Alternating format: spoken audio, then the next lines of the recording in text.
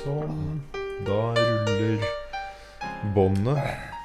alt i Det er vi orden. klare, Lars Daniel. Vi er Alt klare. er i orden. Så du, Jan, det kapitlet vi skal snakke om nå, jeg har liksom angret på at jeg tok det med i boka i det hele tatt. Det heter Mer om når verden ikke vil. Ja, Men hvorfor mer om? det husker jeg ikke. Nei, ok. Jo, jeg hadde sikkert skrevet masse om når verden ikke vil i forrige kapittel, Ja, som jeg ikke husker noe av. Og så var du ikke ferdig med Altså, jeg er ikke å ferdig med behandle det. det. Jeg Nei, er ikke ferdig med å behandle tematikken, for dette er meget alvorlig. Og nå er det nedturene som man ikke forstår det handler om. Ja, Er det ikke det? ja, det er de nedturene. Det her får meg litt grann til både Jan og jeg har jo jobbet i filmindustrien. Høres ikke det flott ut man sier det på den måten? Vi har jobbet i filmindustrien. Du har til og med vært i Hollywood og filmet. Det har ikke jeg da. Jeg er i filmindustrien ennå, jeg. Er du det? Ja, jeg holder på med noe greier. Ja, han jobber i filmindustrien ennå, og jeg gjør også det da. Ja. Jeg skal Jeg har slutte å si... vært i Hollywood, ja. Jeg vet det. Jeg skal slutte å si filmbransjen, så jeg sier filmindustrien, for det er så mye flottere ut. Du har jo også vært i Hollywood. Ja, jeg har også vært i Hollywood. Vi har jo vært i Hollywood sammen. Ja, det har vi også. Ja. Det har vi. Vi har det. Ja, vi har det. Ja. Hollywood er fett, altså. Bare så å si det egentlig rett. Fy faen, det er fett, altså. Så det er ikke enig? Jo. Jo, det er masse penger der, og masse pene menn og kvinnfolk. Men pass deg for alle skyggene, Jan. Det er mange skygger i Hollywood også. Det er laget masse filmer om skyggene i Hollywood som er knyttet opp til sånne ting som slemme mennesker gjør da. Pass deg for å bli pass deg for det også. Men nå er vi ute på en jordbærtur. Absolutt veldig. Og jeg begynte å tenke nå, har vi faktisk vært i Hollywood sammen eller ikke? Ja. Plutselig ble jeg usikker. Og så tenkte jeg, og da, det er interessant, fordi når man da er 55, så kan man faktisk være i tvil om hva man har gjort tidligere i livet. Jeg husker til og med at du og din daværende hjertes utkårede, dere leide en Jaguar, en nydelig, elegant Jaguar, som vi kjørte gjennom Hollywood med. Så jeg følte meg som at nå er vi filmstjerner. Vi er filmstjerner. Vi så ut som filmstjerner da. Det som skjedde faktisk, må bare sies at vi leide egentlig en helt vanlig bil, men som GPS-en ikke virket i. Nei. Og så dro min den gang kjære Morten til flyplassen for å få en bil med en GPS som fungerte. Dette var jo riktig gamle dager hvor man ikke hadde GPS på mobiler og sånne ting. Og da hadde de bare én bil igjen i mellomklassen, eller hva man kaller det. Og det var en Jaguar. Så da fikk vi den for samme pris. Derfor ble det det. Nei, men jeg husker å kjøre igjen de der flotte motorveiene eller i en Jaguar og føle du var on the sunny side of the street, ikke sant? Fantastisk. Absolutt. Men nå skal vi snakke om når det er on the båndnivået. Båndnivået, fy faen, jeg skal snakke om båndnivået. Skal vi snakke om det motsatte av Hollywood. Ja, det motsatte av Hollywood. Når det er on the, hva heter det, on the tralala, on the dark side of life. On the dark side of life, on the dark side of on the shadowy side of the street, eller noe den duren. Ja. Og så er poenget det at de her periodene, altså det går jo ofte periodisk, altså du har en periode hvor livet svinger og det smiler til deg, og alt går bra. Og så plutselig får du disse periodene hvor ingenting vil. Og jeg har lurt på, du har lurt på, jeg vil tippe også at mange av de som ser og hører på dette her, også har lurt på hvorfor er det sånn? Hvorfor? Fordi det er klart at når vi har det bra, så da tror vi jo gjerne på Gud, for Gud er med oss, og skjebnen er med oss, og da stiller vi ingen spørsmål. Det er jo ofte sånn, men når vi får det jævlig, når vi ikke er i Hollywood, når vi ikke har 100 millioner kroner på kontoen, for en utenkelig situasjon for deg og meg, og ikke har 100 millioner på kontoen, hvordan klarer man å overleve da? Men hva da, og hvorfor er det sånn at det fra dritt til dritt til dritt, fra nederlag til nederlag til nederlag, fra nei til nei til nei? Hvorfor blir det sånn? Og det er jo det jeg skrev om her, det minner meg, jeg satt i går og tenkte på litt grann hvordan i all verden skal vi kunne si noe fornuftig om det her, fordi statistisk sett, hvis du har krone og mynt, ikke sant? Du tar sånn krone og mynt. I dag har det bare digitale Slår penger. krone og mynt, ja. Ja, så veldig mange, kanskje våre yngre lyttere vet ikke hva et kronestykke for noe, eller en hundrelapp for noe. Men kronemynt. Statistisk sett så heter det seg at hvis du gjør det mange nok ganger, så havner den halvparten på krone og halvparten på mynt. Det jo statistikken. Men så det her med de gode periodene som kommer etter hverandre, og de dårlige periodene som kommer etter hverandre. Og da snakker man i sosiologien, jeg husker jeg hadde sosiologi på videregående skole, og da snakket man om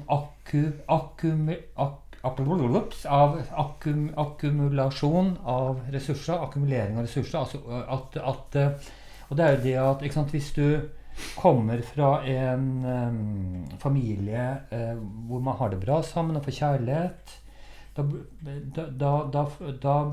du gjerne i balanse, ikke sant? Samtidig kanskje det en familie hvor man leser bøker, dine foreldre har utdanning, da tar du utdanning, det at du tar en utdanning gjør gjerne at du får en godt betalt jobb.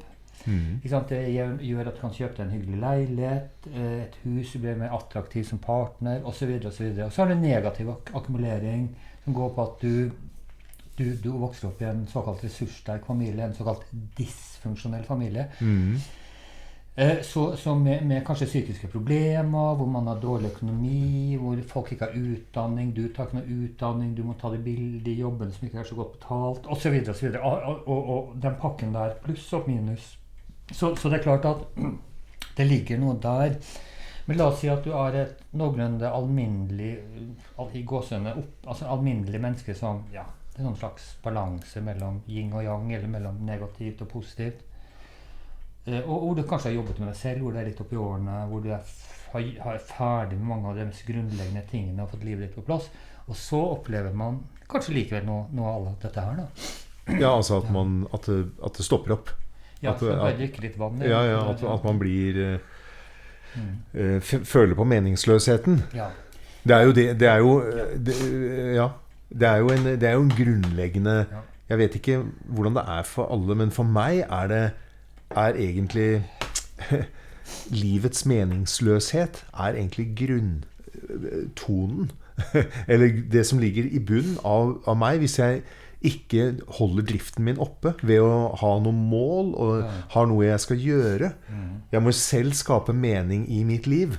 Ja, for du føler at du tror ikke på Gud, det ikke noe gitt mening med livet i utgangspunktet. Nei, jeg tror på Gud innimellom.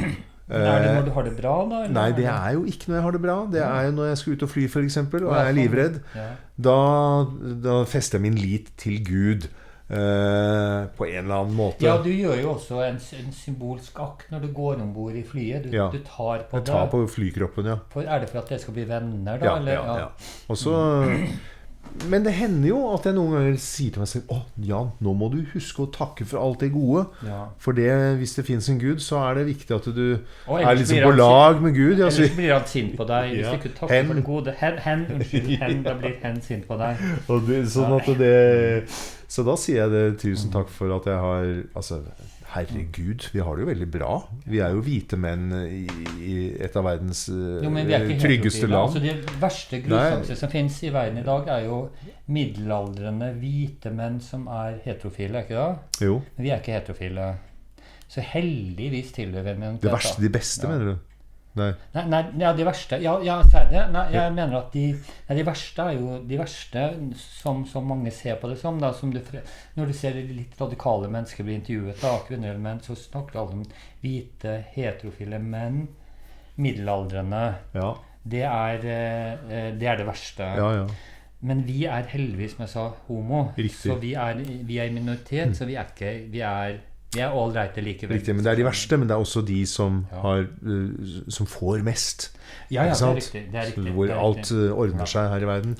Så det klart det bra at vi har den skavanken. De og pene kvinner og menn da. Men hvordan får du mening inn i ditt liv da, Lars Daniel? Nei, altså du har den danske museefilosofen Martinus, som mange i alternativbevegelsen rundt omkring i Norden opptatt av. Han sa at meningen med livet å oppleve det, visstnok. Jeg har kokt det litt ned. på 200 grader. Tok litt ned. Til at meningen med livet å leve det. Og da blir det, fordi jeg mener også at livet i utgangspunktet meningsløst, altså har noe mening, og at du selv må gi ditt liv en mening. Og da, jeg har skrevet om det et filmmanus også, som heter Kjærlighetens tid, avvisningens tid, Jørgen von Sernfeldts liv da, og nå det veldig langt da. Ja, og da i det så snakker det, det en sånn dialog hvor det snakkes om at du både må ha, for å ha et meningsfullt liv, så må du bare ha et ytre og et indre mål. Det ytre kan være å bli rik, eller finne seg en kjæreste, eller bli forsker, eller bli dotømmer, eller jobbe som T-banefører, eller ha et trygt hjem, eller bli kontorist, eller ha et trygt hjem, eller få barn, eller hva det en ytre ting. Men så må du samtidig ha dotømmere, og det finnes jo nå finnes dotømmerne. Det er jeg usikker på. For det var jo oppgradert stort sett. Ja, de fleste har jo vannklosett i Norge. Ja. Men det finnes jo septikbiler som det kommer. De er dotømmere. Ja, men i Russland hørte jeg på nettavdelingen at det var 120 millioner mennesker faktisk som ennå lever med utedo. Ja. Og der det dotømmere. Ja. Men poenget, du må ha et ytre mål. Eventuelt, jeg har lyst til å bli dotømmer eller konge. Det og så må du ha et indre. Men hva det eksemplet på indre da? Nei, det indre jo altså da jeg var ung, jeg orker ikke å si noe mer om det. Da jeg var ung og dum kanskje, nei, jeg var ikke så dum, for jeg skjønte noe. Da følte jeg at hverken måten jeg så ut på, eller var meg. Så hovedmålet i mitt liv, selv om det høres ut som en klisjé i våre dager, det var å bli meg selv. Og det klarte jeg. Jeg ble meg selv. Så var jeg jo veldig kraftig syk for noen år siden. Sannferdig. Riktig. Jeg blir meg selv. Sannferdig. I ett med mine behov. Ja når jeg mente ja. Nei når jeg mente nei. Og så var du syk. Og så ble jeg syk, veldig kraftig syk, holdt på å dø et år siden. Og så ble jeg... For kort tid siden. Ja, for et par år siden. Og så oi, klokkene ringer for oss igjen. Og det, vakkert. 2 slag. Og så klokken ringer for oss betyr egentlig negativt, slik jeg forstår at man skal dø, men for her i denne podcasten og denne videotralalaen så det at vi skal leve, dere skal leve. Og den bare 2. Og den bare 2, ja, den ikke 10-5 på 12, den Nei, bare 2. Akkurat. Ja. Men poenget Jan, at det indre målet, for meg var det at jeg klarte, ikke minst etter at jeg ble frisk igjen, å takke for behandlingsapparatet her i Oslo og i Norge. Jeg var jo nesten halvt år på sykehus. Da ble jeg enda mer meg selv, hvis du skjønner. Ja, gjennom den knekken? Ja, jeg hadde vært meg selv ganske mye fra før, men da ble jeg enda verre, vil noen si da. Eller bedre, vil noen si. Men jeg ble meg selv i større grad. Så du må ha et indre mål som har noe med at en slags ro, det kan bare bli deg selv, bli mer kåt, bli mer sint, bli mindre kåt, bli mindre sint. Altså det et eller annet. Og ikke legge bånd på seg selv og ikke tilpasse seg selv, men dog tilpasse seg nok til at man kan leve i dette samfunnet da. Fordi hvis man liksom bare hadde levd dyret ut, så har man jo ingen venner til slutt. Nei, det give and take, altså alt give and take. Altså det blir jo det at... Men balansen må være riktig, det må ikke bli... Du må ikke gå på kompromiss med de virkelige viktige tingene.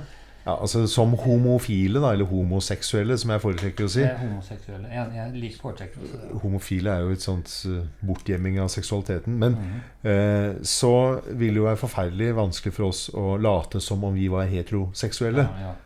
Så det jo steg 1 for at man i ett med sin legning og med sitt kjønn. Men jeg veldig opptatt, jeg også mener Jan at heteroseksuelle bør også være i ett med sin legning. De må få lov til heteroseksuelle må også få lov til å være heteroseksuell, seksofil. Ja. Det veldig viktig at vi understreker det. Bifile, det jeg litt usikre på, men om de finnes i det hele tatt, mener du? Ja. Men det en annen historie. Men det er i hvert fall få av de. Men ok, hvis jeg skal være bifil, greit, jeg har ikke noe problem for meg.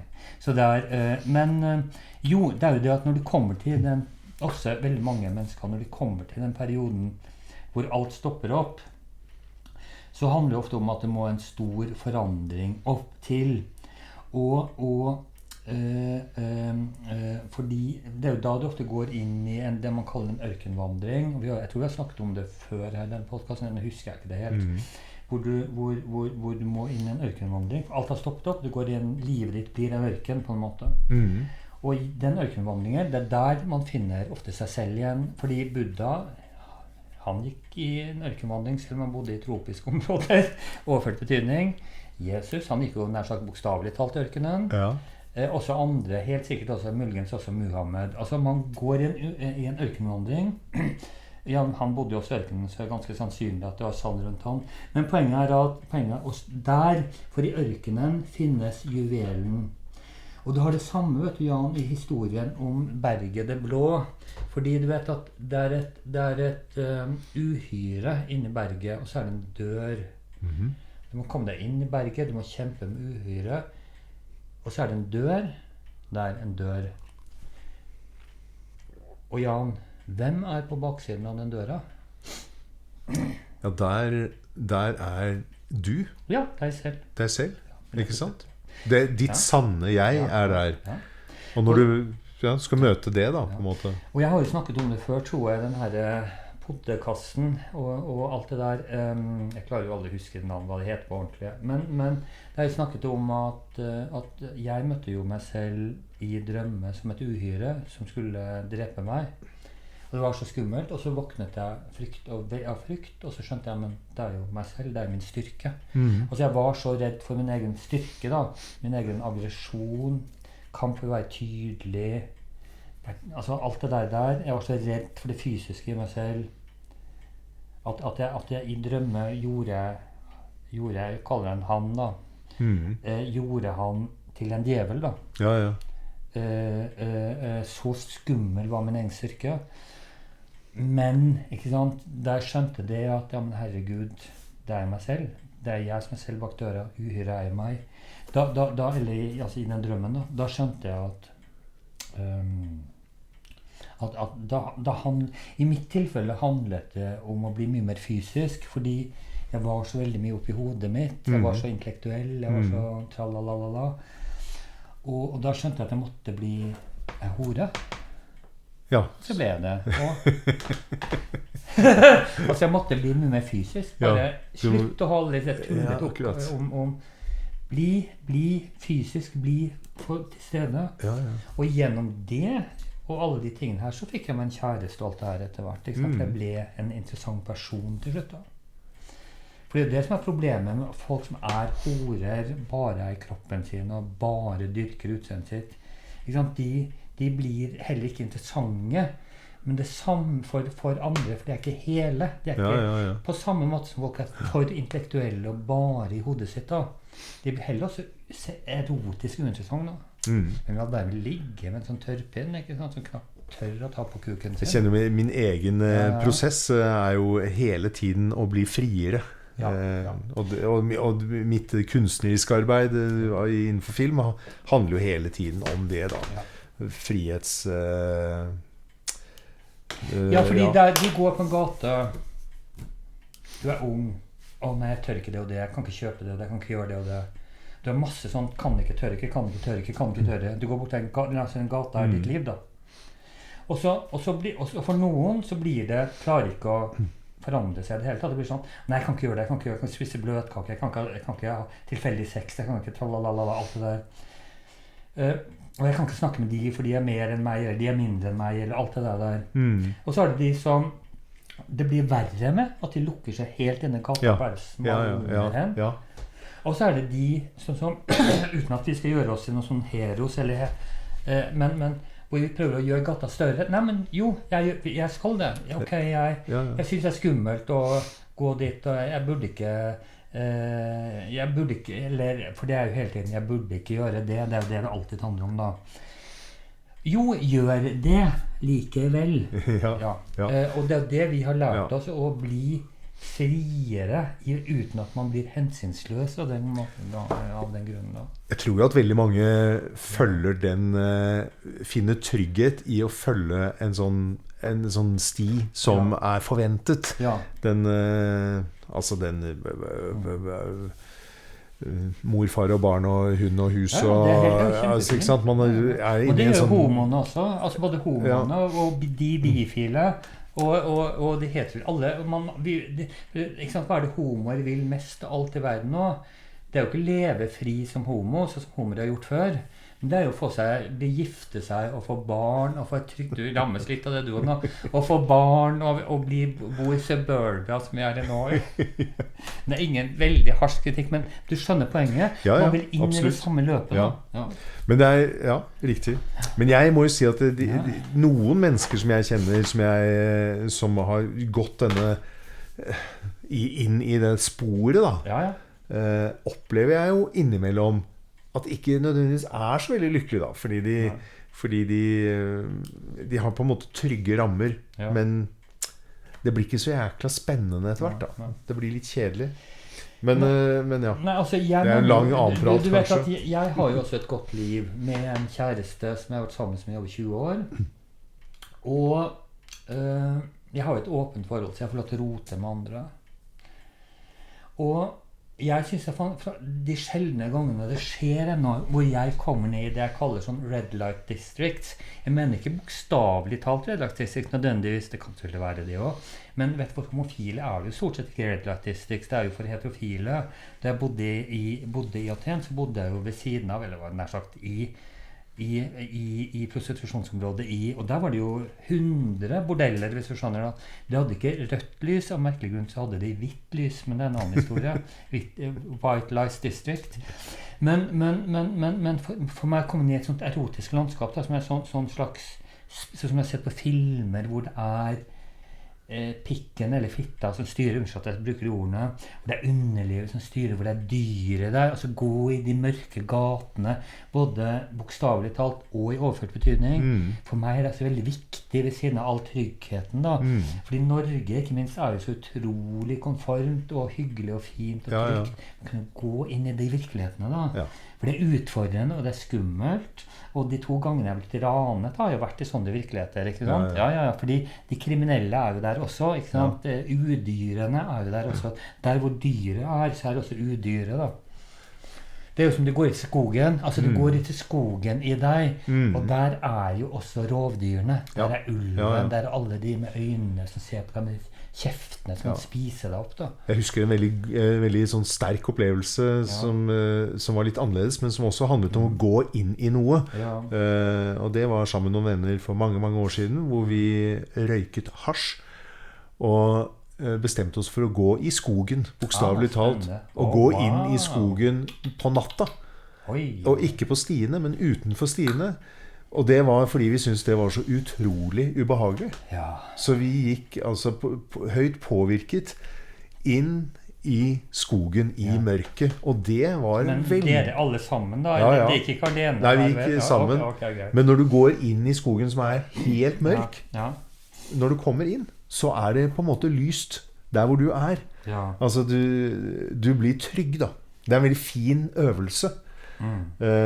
Og jeg tenker det en god ting å gjøre, fordi man lærer seg å kjenne på den greia da. Jeg har min gode venn Didrik Jacobsen som kunstner og som bor I Polen. Og han sa til meg at hvis du frykter noe, så skal du gjøre det vanvittig mange ganger til du ikke frykter det lenger. Og han brukte jo den bildet med å ta berg-og-dal-bane, som alle, jeg synes det kjempeskummelt. Så, nei, da tar du 30 ganger til det ikke skummelt med, hvis du skjønner. Og det altså å gå inn I, for det jo å gå inn I den delen av seg selv som ulovlig, og gå inn I de ulovlige landskapene. I propagandaen, på en måte I velferdssamfunnet vårt som vi lever I, så det at du skal ikke gå inn I de landskapene. Nei. Du skal bare være hverdag, og det skal bare være postmann som kommer kjørende I bil, den lille bilen sin, og det skal være handicap-transport, og det skal være bussene som kommer kjørende, og det skal være koselig, og det skal være... Men allikevel kom du med et veldig bra eksempel på noe som på en måte lov da. Og det er jo å ta berg-og-dal-bane. Det er den kontrollerte, og jeg synes det er helt forferdelig. Jeg gjorde det sist når jeg var 12 år eller noe sånt. Nei, hvis man er superstreit, så er jo det et godt råd. Men hvis man ønsker noe mer, så du må også gå ned i red light-distriktene i deg selv, og bokstavelig talt. Du må gå ned der hvor mørket er, der hvor dyret er, der hvor seksualiteten er, aggresjonen, sorgen, galskapen. Fordi der ligger også på en måte, skogen i oss, som du fortalte om dyr. Der er rovdyr også, men der er også byttedyr, det er også snille dyrene. Alt det der er der, fordi min erfaring fra de landskapene, hvis man ikke er veldig uheldig, hvis man oppsøker de erotiske landskapene, om det er bordeller, eller om det er sånne mørke bakgater med homseklubber og sånn, det er veldig stort sett så møter vi også ålreite folk der, og ikke minst inne på disse spennende stedene så møter vi også stort sett ålreite folk. Fordi det er sjelden at folk er onde. Det er sjelden at folk vil gjøre deg skade. Og de menneskene de skal jo helt da tjene penger på det, i hvert fall hvis de er prostituerte, eller er på de greiene, eller på en bar og sånn. Halvprostituerte gjerne.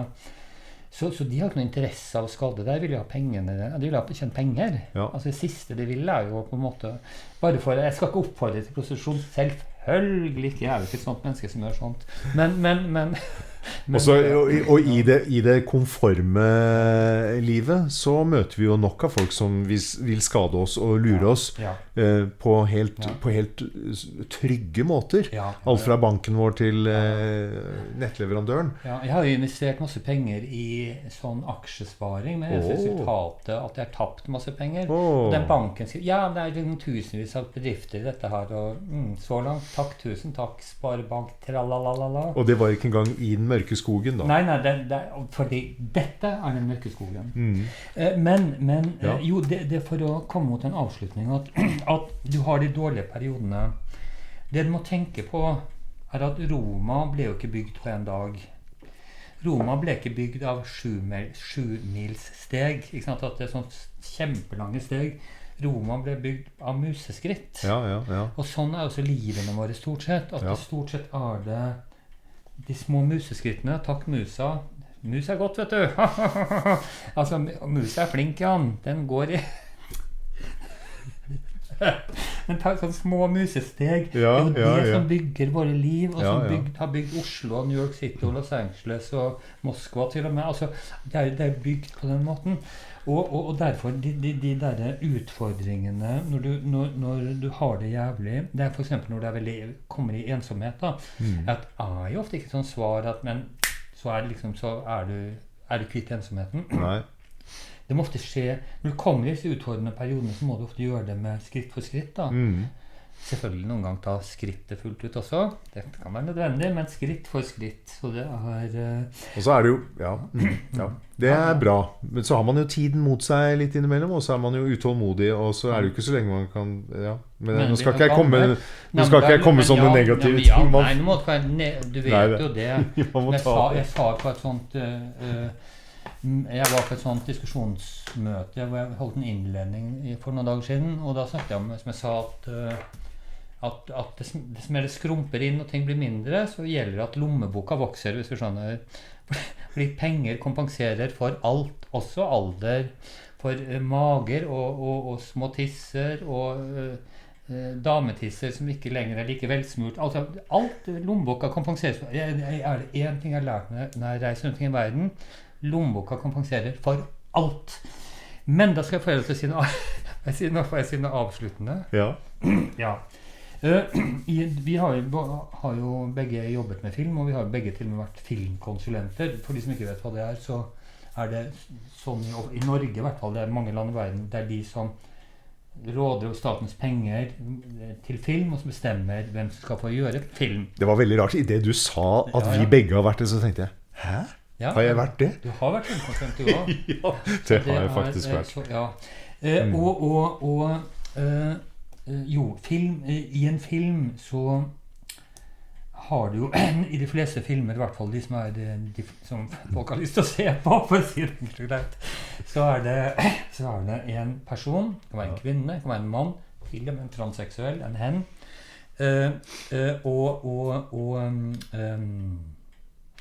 vedkommende har et problem. Ikke sant? Det kan være, la oss si at du går bortover gata, og så kjører noen på deg, og vedkommende bare stikker, og så blir du handicappa en god stund, sitter i rullestol kanskje, og så er du forbanna. Du klarer ikke å fri deg for at du skal finne vedkommende som kjørte på deg. Det er sånn typisk filmhistorie.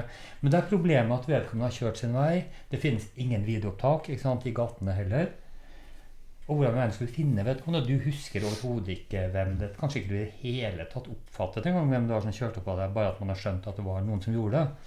Og da er jo det et kjempeproblem, ikke sant, å finne ut hvem var det som gjorde dette. Og det er sånn de fleste filmhistorier, eller nesten alle historier, er bygd opp på, fordi du vil finne ut av det, kanskje du vil hevne deg, men du vil også kanskje bli ferdig med det. Kanskje du ender opp med at du treffer vedkommende, du vil hevne deg, kanskje drepe vedkommende, men så skjønner du at det her også er et stakkars menneske, og du tilgir da, på en eller annen måte. Det er jo gjerne sånn der. Men på samme måte, så de her periodene ligner jo på det, at det er uløselig, men du må begynne å traske, som jeg sa i sted, i de der små museskrittene. For det er ikke noe annet svar på det. Og ørkenvandringen også, hvor du er en kjempekrise i livet ditt, hvor du ikke kommer videre, og alt blir en ørken, da må du også ta de der små skrittene og for å komme videre da. For å få løst det som er problemet ditt, for å få tilbake livsenergien, gleden, bli deg selv. Hva tenker du om det? Er det sånn? Jo, og så siden du begynte med dette her som en sånn film, så kommer det da et vendepunkt. Og så kommer man i mål til slutt da. Ja, det er jo de to vendepunktene. Det første vendepunktet er jo at du blir påkjørt. Ja, riktig. Vendepunkt nummer 2 er jo at det er det som åpner for løsningen. Kanskje at du får tak i vedkommende, og så hva gjør du da? Skal du da drepe vedkommende? For la oss si at du har en anledning til å drepe vedkommende. Eller kanskje blir det en romanse av det. Ja, man blir forhold. Ja. Det er jo fantastisk. En happy ending. Ja, det blir happy ending både der og i senga. Så det men det er jo fantastisk at de tenker, Gud, du er en god historieforteller. Det ante jeg ikke, ja. Det hadde fått støtte. Det har fått støtte av både deg og meg. Det skulle gitt spillefilmstøtte til og med til det, ikke bare kortfilm, men oppgraderte til spillefilm. Vi skal oppgradere prosjektet til det, for det høres ut som en kortfilm dette, da. Men jeg skulle gjort det til spillefilm, faen heller, altså. Du skriver for øvrig i slutten av det kapitlet, fritt etter Carl Jung, det som forblir i det underbevisste blir din skjebne. Ja, gjenta det, og lese sakte. Ja, ikke sant? Det er veldig viktig. Ja. Det som forblir i det underbevisste, det blir din skjebne. Hvordan oppfatter du det utsagnet? Jeg oppfatter det som at hvis du ikke går nok inn i deg selv og forløser deg, så får du det ikke helt bra på dine siste dager. Det er det som sparker bein på deg. Ja. Det er det du ikke klarer å løse som sparker bein på deg. Altså, altså det du ikke har fått jobbet med. Ja. Så er du homo og later som du er hetero, da spenner det bein på deg. Eller hvis du er hetero og later som du er homo. Ja, det er jo de mest perverse. Så det er så min oppfordring til alle, liker du eneren, sats på det. Liker du toeren, sats på det.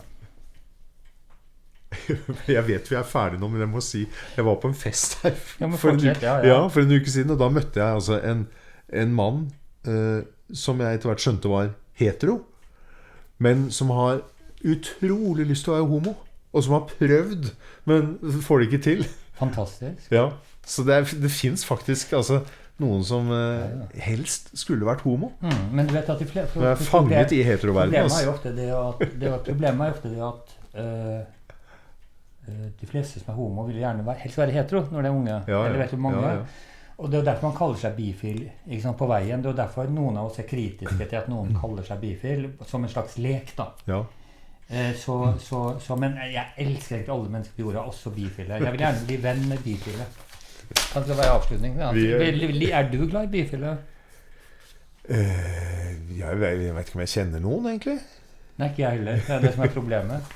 Eksisterer bifile? Jeg vet ikke, det er bare et spørsmål som vi sender ut til universet. Det er bare Gud som vet svaret på det. Bare Gud. Om han finnes. Ja, han finnes. Ja. Hun finnes. Hen finnes. Ja. Det var en fin episode da. Ja, det var flott. Ja.